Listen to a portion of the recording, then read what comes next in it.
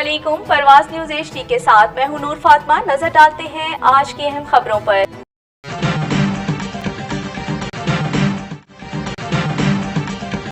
तहसीलदार नूरपुर थल मोहम्मद रियाज खान ने कहा है कि हुकूमत पंजाब की तरफ से रिन्यू से मुतालिक मामलात के लिए उठाए गए मौसर इक़दामात की वजह से अवाम भरपूर तरीके से मुस्तफ़ीद हो रही है। इन ख्यालात का इजहार उन्होंने अपने दफ्तर में नूरपुर थल प्रेस क्लब के वफ़द से तारुफ़ी नशिस्त के दौरान किया। इस हवाले से हमारे डिवीजनल ब्यूरो चीफ राजा नूर इलाही आतिफ की रिपोर्ट।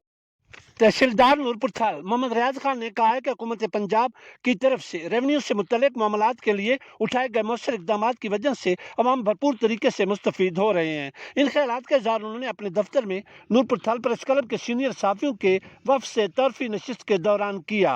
वफ़द की क़यादत शेख समर सुल्तान कर रहे थे।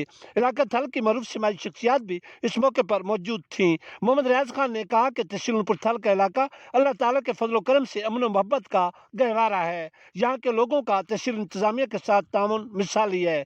इंशाअल्लाह यहाँ पर तैनाती के दौरान अवामी खिदमत के लिए हरगिज़ कोई दकीका फ़र्क गुज़ाश्त नहीं रखा जाएगा।